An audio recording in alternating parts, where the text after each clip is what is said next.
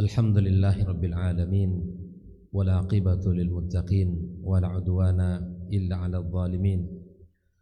Asyhadu an la ilaha illallah wahdahu la syarika lah al-malikul haqqul mubin wa asyhadu anna Muhammadan 'abduhu wa rasuluh an-nabiyyul amin.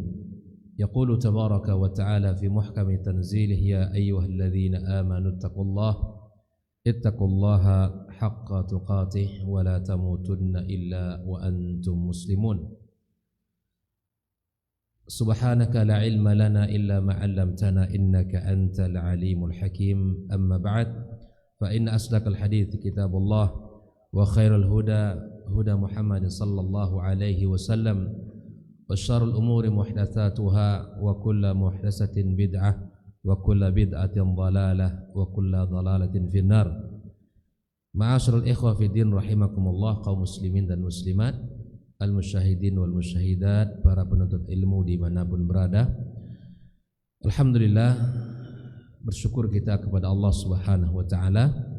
Di pagi yang indah ini kembali Allah mudahkan kita untuk bisa menuju rumahnya, dan kita melaksanakan salah satu ibadah yang agung dan mulia pada pagi ini. Lalu kita lanjutkan duduk sejenak dalam majlis ilmu yang mudah-mudahan Allah Subhanahu wa ta'ala jadikan ketenangan di hati kita, rahmat yang Allah kucurkan kepada kita, serta doa-doa terbaik daripada malaikat-malaikatnya, serta sanjungan-sanjungan yang tinggi dari Allah kepada orang yang duduk di dalamnya. Salat dan salam untuk Nabi kita yang mulia sallallahu alaihi wasallam. Semoga kelak kita mendapatkan syafaatnya. Kaum muslimin dan muslimat, para pendengar Radio Rabbani 91,1 FM dimanapun berada, pagi ini kita melanjutkan pembahasan tentang Kitabul Adab, tentang satu ibadah atau yang sangat agung dan mulia dalam agama kita, yaitu babu adabid du'a. Kita akan berbicara tentang bagaimana panduan agama kita, bagaimana Islam dan syariat yang mulia ini memandu kita menjalankan, melaksanakan, melakukan doa kepada Allah Subhanahu wa ta'ala, memanjatkan doa kita kepadanya. Sebelum membahas tentang apa saja yang mesti kita perhatikan, al-muallif hafizallahu ta'ala memulai dengan sebuah firman Allah Subhanahu wa ta'ala, wa qala rabbukum ud'uni astajib lakum innal ladzina yastakbirun an ibadati sayadkhuluna jahannama dakhirin. Allah Ta'ala mengatakan, wa qala rabbukum, Rabb kalian berfirman, ud'uni astajib lakum. Ini sebuah perintah dari Allah Azza wa Jalla untuk berdoa kepadanya, dan Allah berjanji untuk mengabulkan doa kita. Oleh itulah Allah Tabaraka wa ta'ala menyandingkan antara orang yang berdoa kepadanya dengan orang-orang yang tidak berdoa. Innal ladzina yastakbiruna an ibadati. Maka orang-orang yang tidak beribadah kepada Allah dan tidak memohon kepadanya termasuk orang-orang yang sombong kepada Allah Azza wa Jalla. Sayadkhuluna jahannama dakhirin, mereka akan masuk ke dalam neraka dalam keadaan hina dan dina. Allah perintahkan kita berdoa karena doa merupakan ibadah. Nah, orang yang tidak beribadah kepada Allah dan orang di antaranya tidak berdoa kepadanya, maka termasuk orang-orang yang sombong kepada Allah Subhanahu wa ta'ala. Lalu kemudian ikhwah fillah rahimakumullah, al-muallif menjelaskan poin-poin daripada adab-adab yang mesti kita perhatikan. Bahkan subhanallah, doa ini setiap hari dan bahkan dalam kehidupan kita selalu kita bermunajat kepada Allah Tabaraka wa ta'ala. Maka mari kita perhatikan adab-adab yang telah dijelaskan oleh beliau. Yang pertama yang mesti kita pahami ikhwah fillah, ad-du'a'u ibadatun. Doa itu adalah ibadah, ketaatan yang bernilai di sisi Allah Subhanahu wa ta'ala. Maka oleh kerana itu doa tidak boleh kita berikan kecuali kepada Allah. Doa hanya kepada Allah kita meminta, dan hanya kepada Allah kita memohon. Tidak boleh kita memohon kepada selain Allah Subhanahu wa ta'ala. Karenanya banyak ayat-ayat Al-Quranul Karim yang menjelaskan tentang bab ini. Bahkan Nabi kita alaihi salatu wassalam juga menjelaskan bagaimana ya doa ini merupakan ibadah. Bahkan dalam sebuah hadisnya Rasulullah sallallahu alaihi wasallam mengatakan ad-du'a'u mukhul ibadah. Doa itu intinya ibadah. Bukan berarti selain doa tidak ibadah. Doa salah satu ibadah yang agung. Karenanya subhanallah Nabi kita alaihi salatu wassalam menyebutkan banyak keutamaan di dalam hadisnya. Bagaimana kita harus berdoa kepada Allah Subhanahu wa taala. Kemudian al-muallif menyebutkan tentang asbab ijabatid du'a. Sebelum membahas bagaimana adab-adab yang mesti kita perhatikan, ditekankan yang pertama kali bahwa doa adalah ibadah dan tidak boleh kita berikan kecuali hanya kepada Allah. Tidak boleh kita meminta kepada yang sudah mati, kepada si mayit. Tidak boleh kita memohon kepada dukun, kepada orang-orang yang tukang ramal atau orang-orang yang mengaku mengetahui hal-hal yang gaib. Tidak boleh kita meminta bahkan kepada Nabi kita SAW setelah dia wafat.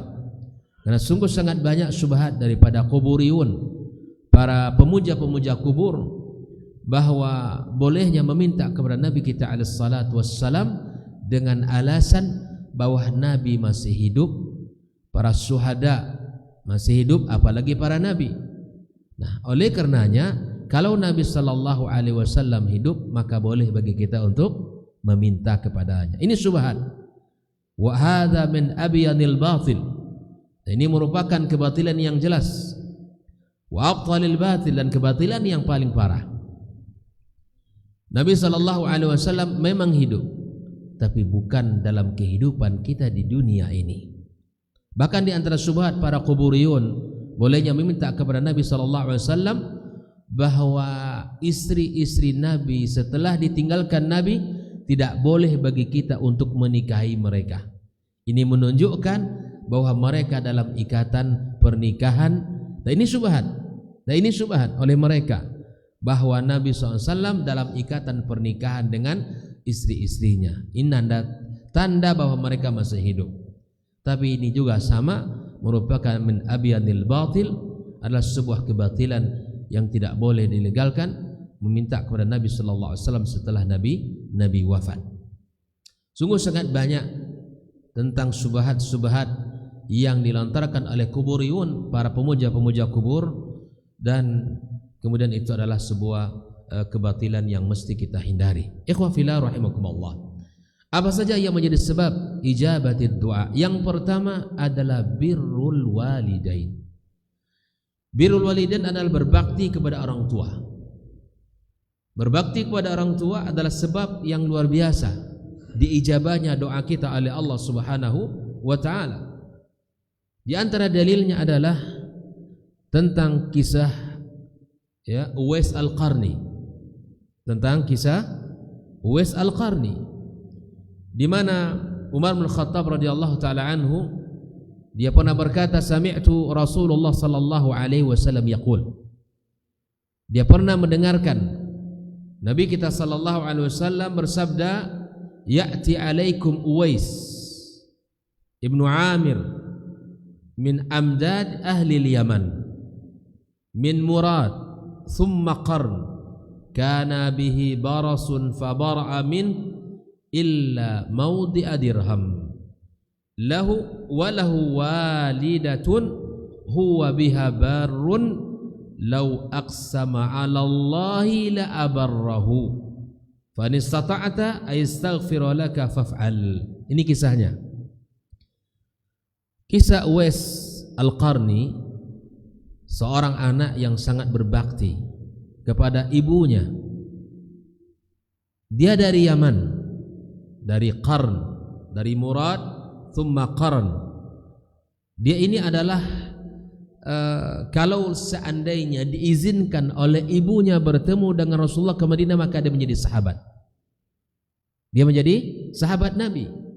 Hidup di masa Nabi sallallahu alaihi wasallam, tapi dia tidak sempat bertemu dengan Nabi. Karena ibunya tidak mengizinkan untuk berangkat ke Madinah bertemu Nabi alaihi salatu wassalam. Dia urungkan niat itu karena bakti dia kepada ibunya. Bayangkan, betapa besar keutamaan menjadi sahabat. Tapi dia tidak berangkat ke Madinah dikarenakan dia merawat dan menjaga sang ibu. Berita ini sampai ke Nabi SAW. Maka Nabi mengatakan kepada Umar atau kepada para sahabatnya, Uwais, "Lau aqsama 'ala Allahi la abarra." Kalau dia bersumpah atas nama Allah, sudah Allah kabulkan langsung. Bayangkan, jika dia meminta dan bersumpah atas nama Allah, Allah berikan langsung apa yang dia minta. Maka itu kata Nabi SAW, fa in istata'ta ayastaghfir laka faf'al. Kalau bisa dia minta ampunkan untukmu, maka lakukan itu. Dalam sebuah kisahnya, setelah Umar dan setelah Rasulullah SAW wafat, dan Umar ketika dia menjadi khalifah dan terus dia menjadi orang-orang yang ditunggunya kedatangan daripada para hujat, para jemaah daripada Yaman. Setiap kali jemaah dari Yaman datang, maka dia bertanya, "Aina Uwais? Aina Uwais?" Ditanya, "Mana Uwais?" Maka ditunjukkanlah kepada dia, itulah Uwais. Maka kemudian Umar bin Khattab radhiyallahu ta'ala anhu mencari dan bertemu dengannya. Kata dia, "Kamu Uwais?" "Iya." "Kamu dari Murad?" "Iya." "Kamu dari Qaran?" "Iya." "Kamu ada al-baras, semacam sakit kulit yang masih tersisa sebesar dirham, artinya sedikit uang sisanya masih sedikit yang belum sembuh." Katanya, "Iya." Maka saya pernah Nabi sallallahu alaihi wasallam bersabda bahwa engkau jika berdoa pasti Allah kabulkan, maka doakanlah aku. Subhanallah. Maka dia enggak mau menjadi orang yang dikenal orang banyak, dan Umar mengatakan ini adalah Uwais. Doanya mustajab. Nabi SAW pernah bersabda dan aku mendengarkannya. Dan semua orang tahu. Akhirnya Uwais Al-Qarni sembunyi dan tidak mau dilihat dan tidak mau dikenal orang banyak. Begitulah ikhwah fillah rahimakumullah. Dari hadis ini kita dapatkan satu kesimpulan dan satu faedah, bahwa di antara sebab di mana doa kita diijabah Allah Azza wa Jalla, maka berikan bakti kita kepada ibu bapak kita. Hani'an lakum, beruntunglah siapa di antara kita yang masih memiliki kedua orang tua kita, maka berbahagialah dia, karena Nabi kita alaihi salatu wassalam memberikan kabar gembira itu kepada kita. Dan bahkan Nabi kita alaihi salatu wassalam juga mengatakan, raghima anfi rajulin, maka sungguh sangat merugi seseorang adraka walidayhi, bertemu dengan kedua orang tua, au ahadahuma, atau salah satu dari mereka, bapak ataupun ayah, bapak ataupun ibunya. Sampai Nabi SAW mengatakan lam yudkhilahul jannah, keberadaan orang tuanya, salah satu atau keduanya, tidak menjadi sebab dia bisa masuk surga. Raghima anfi rajul, kata Nabi, merugi itu orang, bahwa jalan ke surga di depan matanya, tapi dia tidak bisa memanfaatkan untuk bisa masuk kepada surga Allah Azza wa Jalla. Maka ikhwah fillah rahimakumullah, bersyukur bagi siapa yang masih memiliki kedua orang tua atau salah satu dari kedua orang tuanya. Nah, bagaimana kalau yang tidak memiliki kedua orang tua? Bukan berarti tertutup jalan untuk berbakti. Maka masih banyak cara kita untuk menunjukkan bakti kita kepada mereka, dengan cara mendoakan, dengan cara mengistighfar, minta ampun kepada Allah atas dosa-dosa kedua orang tua kita. Kita infakkan harta kita atas nama mereka, kita wakafkan atas nama mereka, bahkan mungkin kita hajikan mereka, dan kita lakukan ibadah-ibadah seperti ibadah maliyah atas nama mereka. Nah, ini sangat banyak jalan untuk kita bisa menunjukkan bakti kita kepada mereka. Ikhwah fillah rahimakumullah. Dalil yang kedua dalam bab ini adalah qissatu ashabil ghar. Apa itu? Qissatu ashabil ghar ini siapa?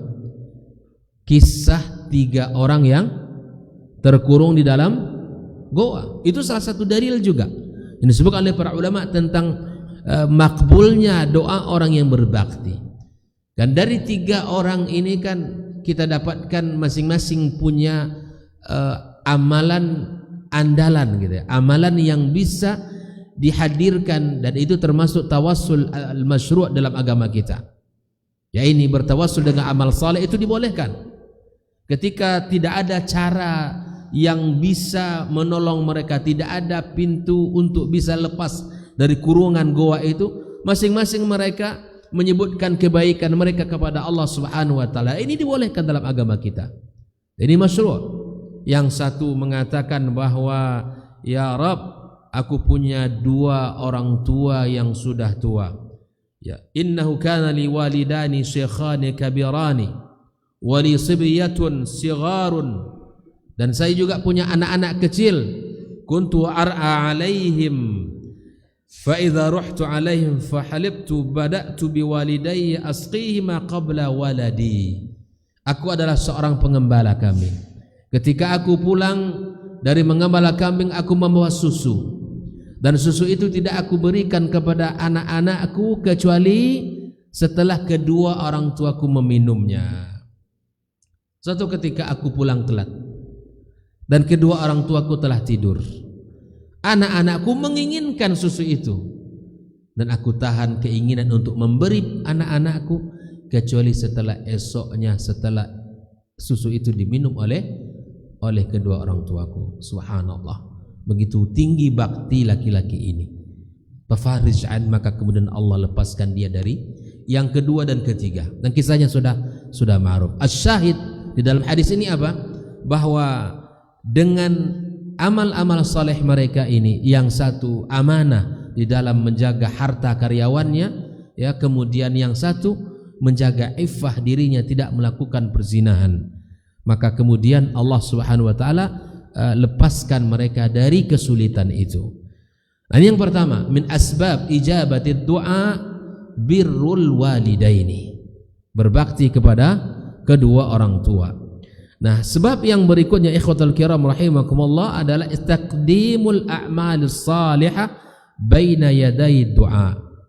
Ya, kita mendahulukan ya ibadah-ibadah sebelum kita berdoa. Salah satunya salat, zakat, sedekah, wasilatul rahim dan lain sebagainya. Dari kebaikan-kebaikan yang disukai oleh Allah Azza wa Jalla, yang Allah cintai. Nah, kita melakukan kebaikan. Maka di antara waktu yang paling mustajab adalah setelah kita melakukan ibadah kepada Allah Azza wa Jalla. Setelah melakukan ketaatan, kita berdoa kepada Allah Subhanahu wa taala. Maka oleh karenanya disinilah fa idza shallal 'abdu tsumma da'a.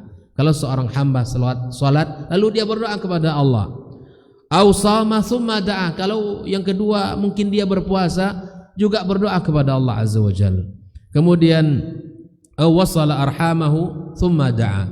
Atau dia menyambung hubungan rahimnya lalu kemudian dia berdoa kepada Allah Subhanahu wa taala. Wa kana dzalika aqrab li istijabati du'aihi wa qabuli minhu. Nah, itu lebih dekat dikabulkan doanya oleh Allah Subhanahu wa taala. Ini yang kedua, yaitu setelah kita melakukan ibadah yang dicintai oleh Allah Subhanahu wa taala. Nah, yang ketiga, min asbab ijabati du'a al-iktsaru min nawafil ibadat ba'dal faraid. Kita memperbanyak ibadah-ibadah sunnah setelah kita melaksanakan ibadah wajib. Itu juga merupakan asbab ijabati du'a. Kita perbanyak ibadah-ibadah ya sunnah.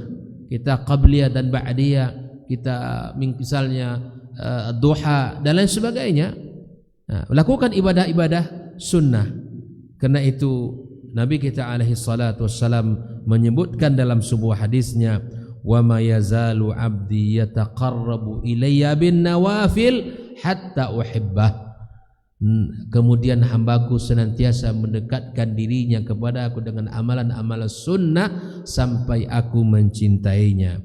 Fa idza ahbabtuhu kuntu sam'ahu alladhi yasma'u bihi. Kalau aku mencintai hamba itu, kata Allah, maka pendengarannya, sam'ahu alladhi yasma'u bihi, ya, wa basarahu alladhi yabsiru bihi wa yaduhu allati yabtishu biha wa rijluhu allati yamshi biha. Maka aku jadi pendengarannya, penglihatannya, tangannya dan kakinya. Wa idza sa'alani la'u'tiyannahu. Kalau dia meminta kepadaku pasti aku beri permintaannya. Wa la in sa'adani la'u'idhannahu. Kalau dia minta perlindungan aku jaga dia.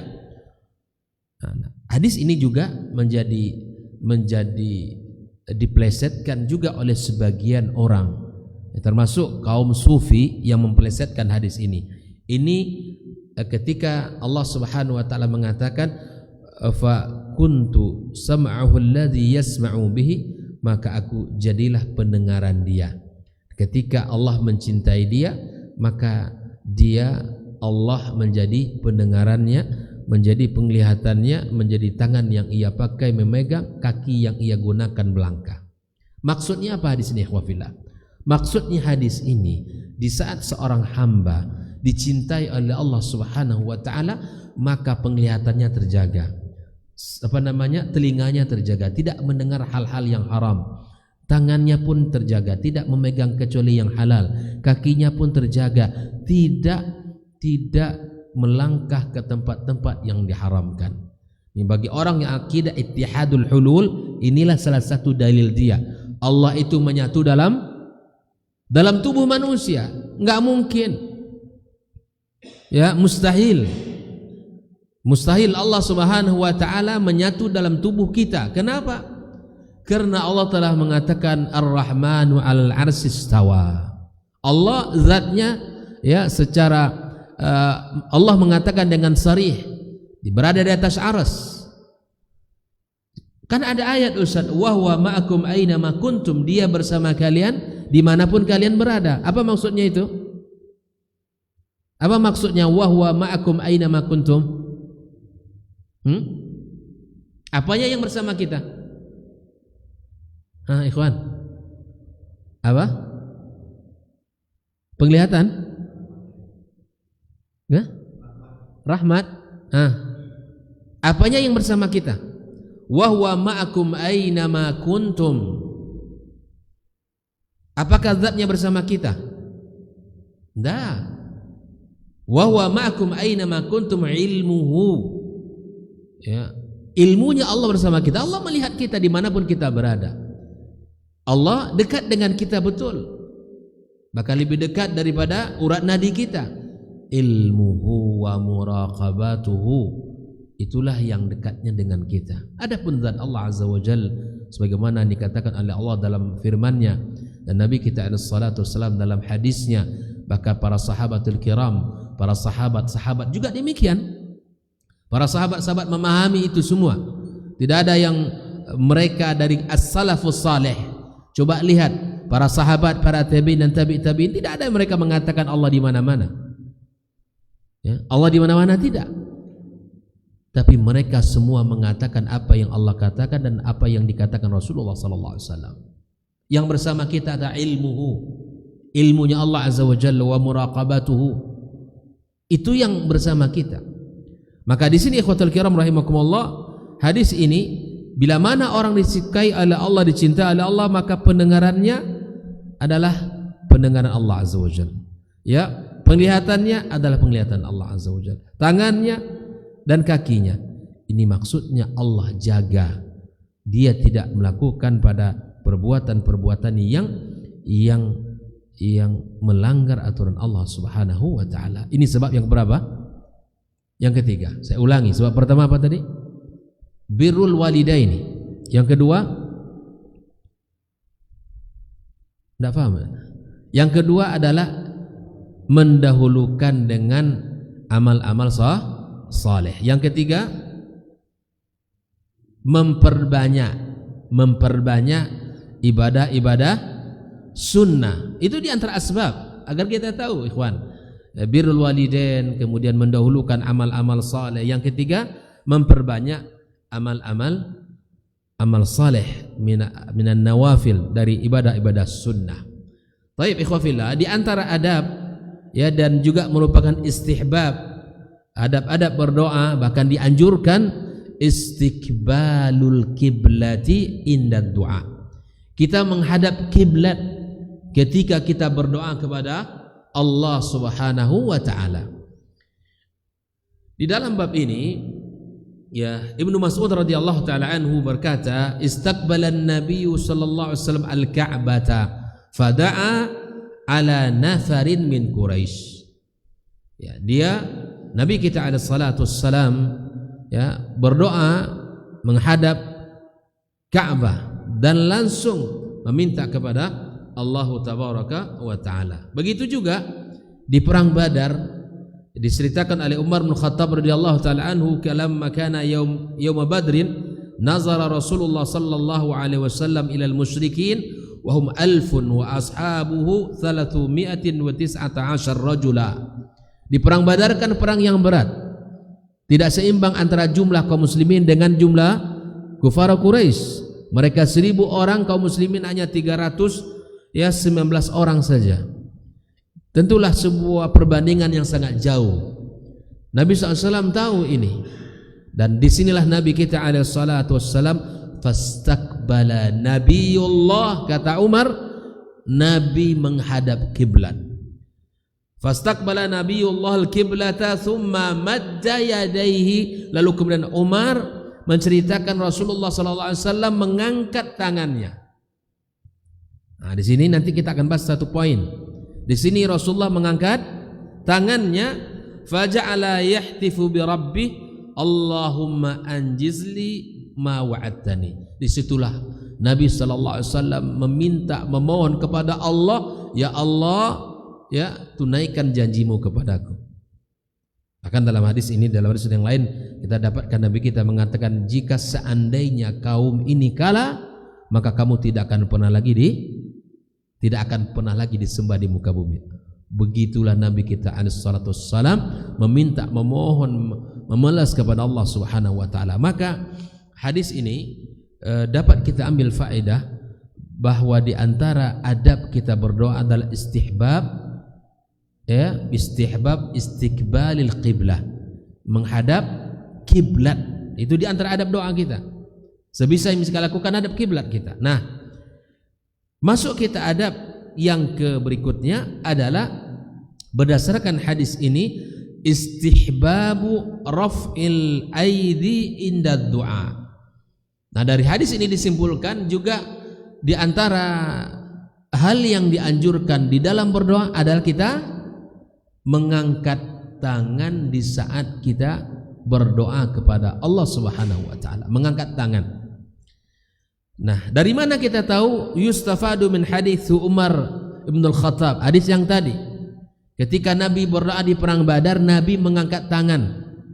Bahkan di dalam riwayat yang lain, hatta yura, ya sampai terlihat ya abyadha irtihi, nampak putihnya ketiak Rasulullah sallallahu alaihi wasallam. Nampak karena tingginya Nabi mengangkat tangan itu sampai kelihatan. Sampai Abu Bakar pun datang, ya Rasulullah. Ya, Abu Bakar melihat Nabi dengan meminta kepada Allah Subhanahu wa taala, Allah pasti berikan kepada apa yang engkau minta. Maka di dalam doa ini ya thumma madda yadaihi, dan Nabi SAW mengangkat tangannya. Wa kadza fa'ala Ibnu Umar radhiyallahu anhuma, Ibnu Umar juga melakukan hal yang sama seperti dilakukan oleh Rasulullah. Fa innahu kana yarfa' yadaihi, Ibnu Umar kalau berdoa mengangkat tangan mustaqbilal qiblah, sekaligus dia menghadap kiblat. Ba'da ramil jamra al-wusta was-sughra, setelah dia melontar jumrah al-wusta was-sughra, wa kana yarmi jamrata zatil aqabah wa la yaqif indaha thumma yansarif fa yaqul hakadha ra'aitu Rasulullah yaf'al. Beginilah aku melihat Nabi melakukan. Dan subhanallah, begitulah para sahabat, ittiba mereka kepada Nabi sungguh sangat tinggi. Bagaimana mereka mengikuti Rasulullah sallallahu alaihi wasallam dalam apa saja, bahkan tidak hanya dalam ibadah, di dalam hal yang mubah pun, seperti apa gaya Rasulullah, seperti apa sifat Rasulullah, di mana Nabi bersuka berjalan, di situ mereka para sahabat Wa hadza min alamati hubbihim li Rasulillah SAW. Ini merupakan tanda kecintaan Nabi kita kecintaan para sahabat kepada baginda kita alaihi salatu wassalam. Ini adab bahwa kita menghadap kiblat dan mengangkat tangan. Namun, ada hadis yang lain riwayat Anas. Ada hadis yang lain riwayat Anas. Di dalam riwayat Anas ini bahwa Rasulullah sallallahu alaihi wasallam, kata Anas, anna Rasulullah kana la yarfa' yadayhi fi syai'in min du'aihi illa fil istisqa. Ada dua hadis yang agak sedikit berbeda ya. Riwayat Umar tadi Nabi mengangkat tangan. Riwayat Anas, kata Anas, Nabi tidak pernah mengangkat tangan dalam doanya kecuali pada istisqa. Apa itu? Dalam minta hujan. Bagaimana kita menggabungkan ya antara redaksi dua hadis yang berbeda ini? Yang satu Nabi menyebutkan Umar mengangkat tangan, yang Anas mengatakan Nabi tidak pernah mengangkat tangan kecuali pada istisqa. Mari kita lihat perkataan Ibnu Hajar di dalam bab ini. Fa kaifal jama'? Bagaimana kita menggabungkan antara dua hadis yang seakan-akan ya bertentangan ini? Naam. Ibnu Hajar, kita tahu Ibnu Hajar bagaimana sang ulama yang luar biasa. Qauluhu, perkataan Anas, illa fil istisqa, ya, artinya apa? Zahiruhu nafir raf'i fi kulli du'a. Seakan-akan bahwa Nabi tidak pernah mengangkat tangan ketika berdoa kecuali pada istisqa. Itu kan secara zahir ya, secara zahirnya begitu. Dan hadis ini mu'arid bil ahadis as-sabita bir rafa' fi ghairil istisqa, bahwa apa yang dikatakan Anas ini bertentangan dengan hadis yang sahih ya, hadis yang lain yang sahih selain pada doa atau istisqa. Maka wa dhahaba ba'dhum ila anna al-amala biha aula, maka yang diutamakan oleh para ulama adalah mengamalkan hadis yang mengangkat tangan ketika berdoa. Wa hamala hadis Anas ala nafi ru'yatihi, maka pendapat atau perkataan Anas yang menceritakan bahwa Nabi tidak pernah mengangkat tangan ketika berdoa itu dinafikan oleh para ulama ala nafi ru'yatihi, bahwa Anas tidak pernah melihat. Artinya bukan berarti tidak ada, bisa jadi Anas tidak melihatnya. Walidzalika la yastalzim nafi ru'yati ghairihi wa dhaba akharun ila ta'wili hadis Anas al-madhkur li ajli jama' bay yuhmal nafi ala sifatin makhsusah. Namun ada juga yang mengatakan bahwa Nabi tidak mengangkat tangan kecuali dengan bentuk tertentu. Karena pada istisqa itu kan luar biasa ya, dalam doa minta turun hujan itu ya, ala yuhmal an-nafi ala sifatin makhsusatin, ya, menafikan dalam sifat yang khusus. Wa qala fi mawdi akhar al-muradu bil hasar fi rafa' ala hay'atin makhsusa la asli rafa' fa innahu thabit anhu. Yang tidak diangkat oleh Nabi itu adalah dengan bentuk cara tertentu, tapi Nabi SAW mengangkat tangan dalam berdoa. Wallahu ta'ala alam dalam bab ini. Maka boleh seseorang untuk mengangkat tangan ketika dia berdoa kepada Allah Subhanahu wa taala. Kalaupun memilih tidak mengangkat tangan pun dibolehkan. Jelas ya? Namun kedua-duanya warid dari sahabat Umar menyebutkan Nabi mengangkat tangan, dan perkataan Anas pun menyebutkan tidak mengangkat tangan kecuali pada istisqa saja.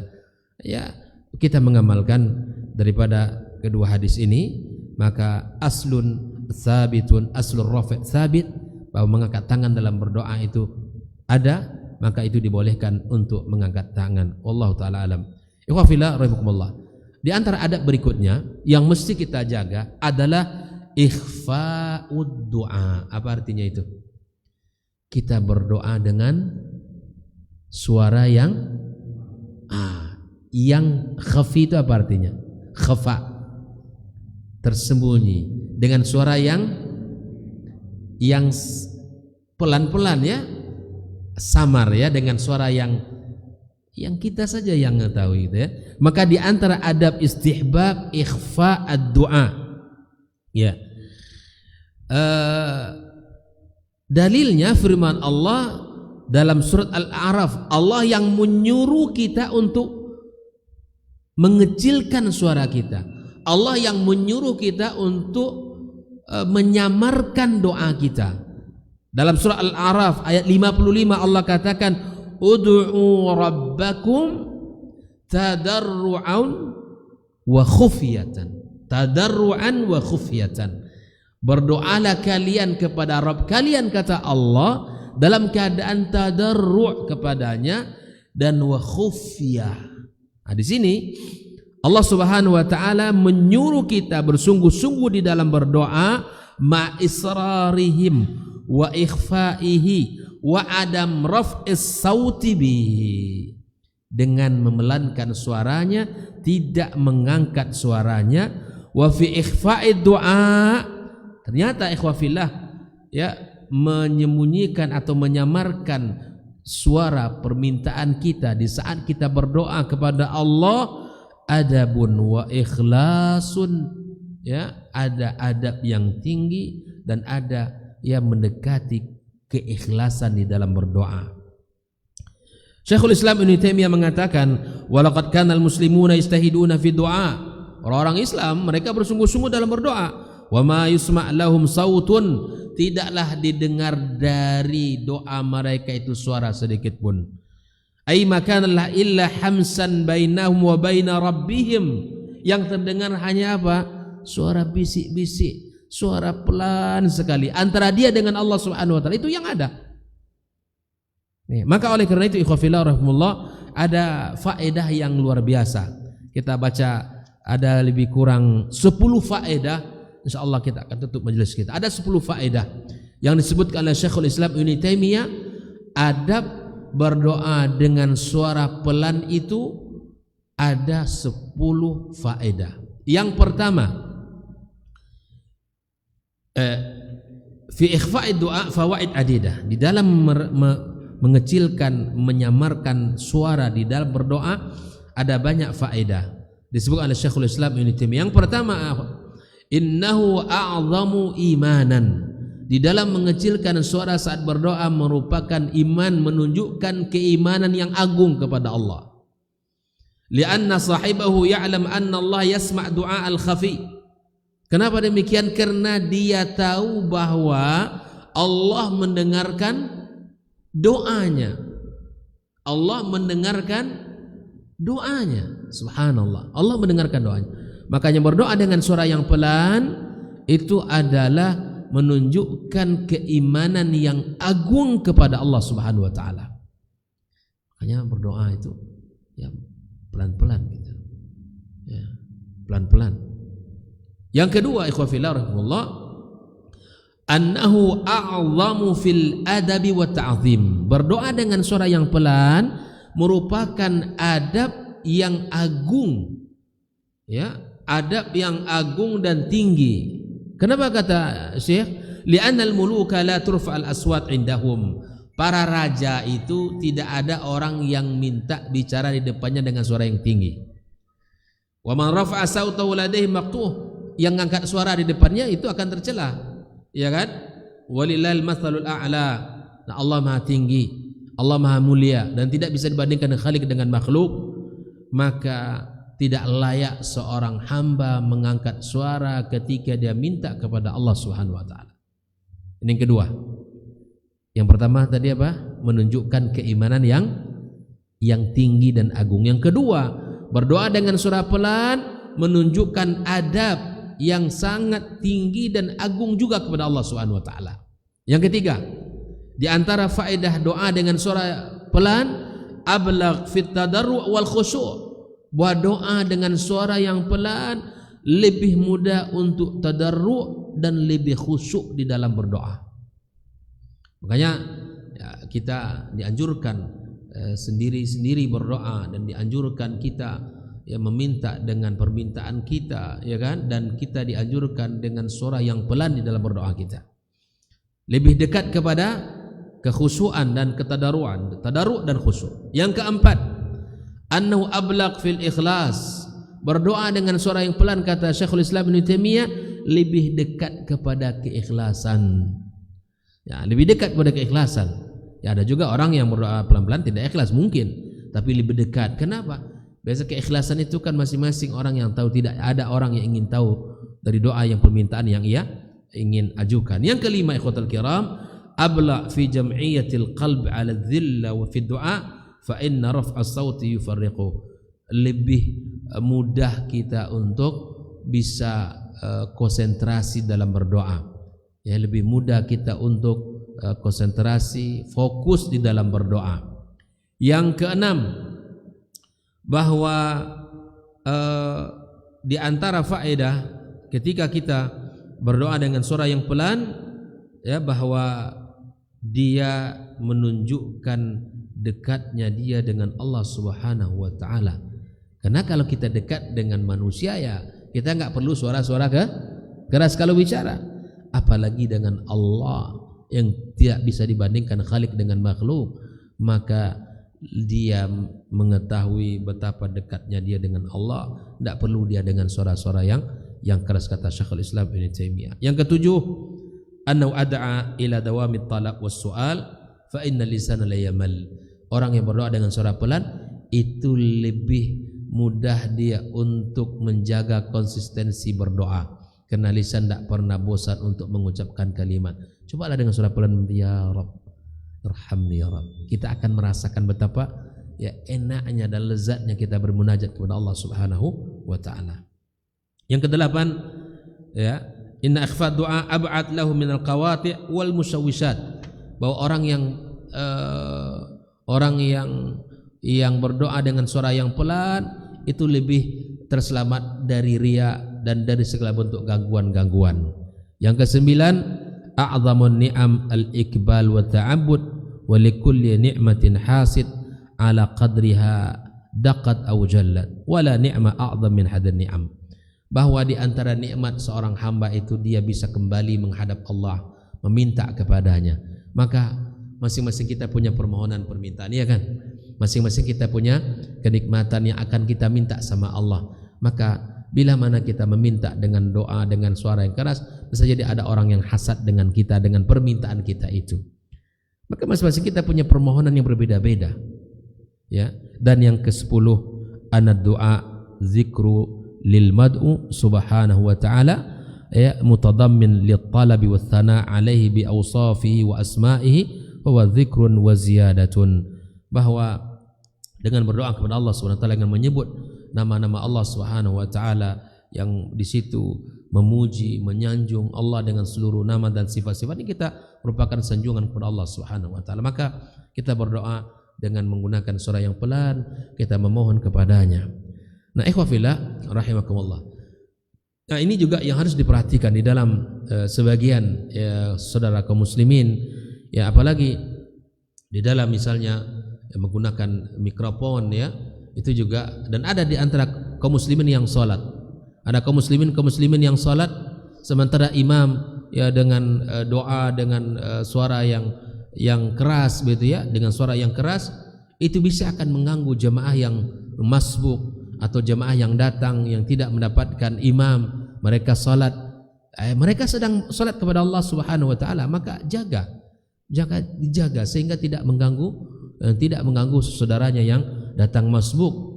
Ini misalnya kita dalam salat tertentu, kita masbuk, ya, imam sudah berdoa kemudian begini, kita sedang masbuk, kita sedang salat, terganggu salat kaum muslimin yang lain, terganggu salatnya.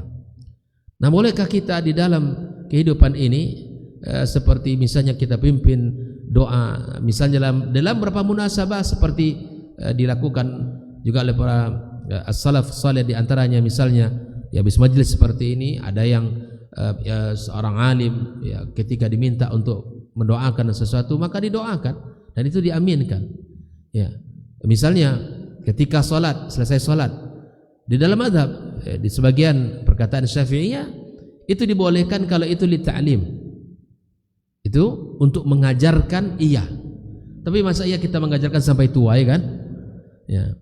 Mengajarkan sampai tua untuk mengajarkan zikir orang gitu, ya, supaya hafal. Maka misalnya di beberapa pondok zikir-zikir anak itu dijaharkan.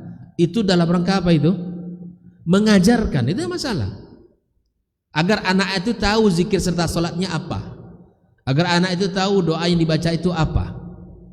Nah setelah itu kita berikan pemahaman bahwa kita berdoa, silakan minta permohonannya masing-masing. Karena masing-masing kita punya permintaan yang berbeda-beda.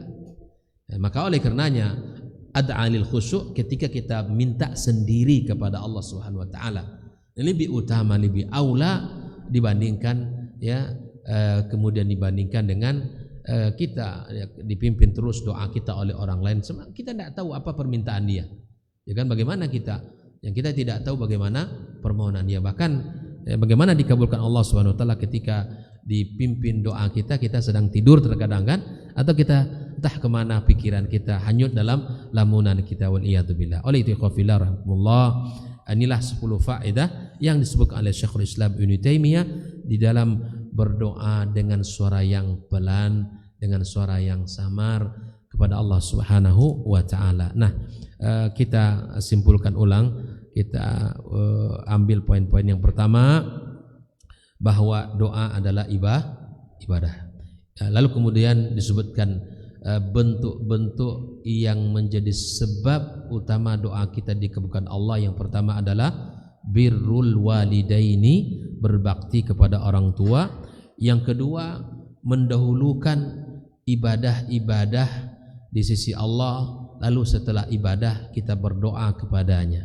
Yang ketiga, memperbanyak amal-amal ibadah sunnah seperti salat-salat sunnah dan ibadah-ibadah sunnah lainnya. Maka ini juga merupakan sebab diijabah doa kita oleh Allah. Yang keempat apa? Menghadap kiblat. Yang kelima, boleh kita mengangkat tangan di saat kita berdoa kepada Allah Subhanahu wa taala, karena ada hadis Umar bin Khattab radhiyallahu taala anhu.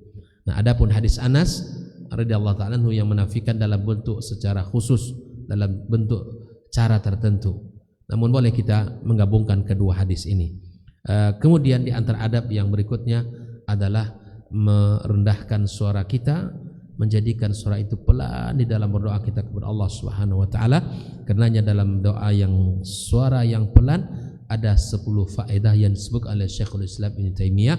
Di antaranya adalah menunjukkan keimanan yang paling agung, menunjukkan adab yang sangat tinggi. Yang ketiga, lebih khusyuk. Yang keempat, lebih dekat kepada keikhlasan. Yang kelima, lebih fokus dalam berdoa. Yang keenam, merupakan kedekatan seorang hamba kepada Allah.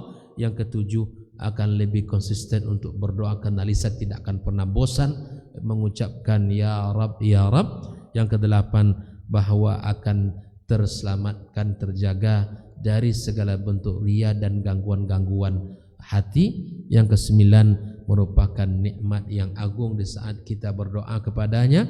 Yang ke-10 merupakan menyebut dan menyanjung Allah Subhanahu wa taala dengan nama dan sifat-sifatnya. Demikian pembahasan kita pada pagi ini. Semoga Allah Subhanahu wa taala memudahkan kita di dalam mengamalkannya dan mudahkan kita untuk menjaga doa-doa kita dalam setiap waktu dan tempat yang mustajab. Insyaallah kita lanjutkan pada pertemuan pekan berikutnya. Masih banyak pembahasan yang tersisa, bagaimana apa saja yang dilarang dalam berdoa, nanti kita akan bahas. Di antaranya adalah menggunakan kata-kata sajak yang terlalu tinggi. Ya, kalau minta doa langsung saja lah itu. Setelah memuji Allah, setelah berselawat kepada Nabi SAW, minta. Jangan belok-belok sana, belok-belok sini. Langsung minta sama Allah. Itu juga salah satu yang dianjurkan dalam berdoa kepada Allah Subhanahu wa taala.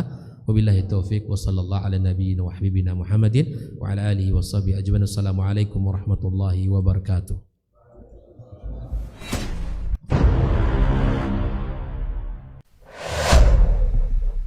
Dunia dan seisinya ini bagi Allah tak sama nilainya dengan sebelah sayap lalat. Barang siapa yang beramal untuk akhiratnya, Allah akan cukupkan baginya urusan dunia. Sayati zamanun 'alan nasi as-sabiru fihim qalqabit al-jamarah. Akan ada satu masa di akhir zaman yang berpegang teguh dengan agamanya seperti orang yang sedang memegang bara.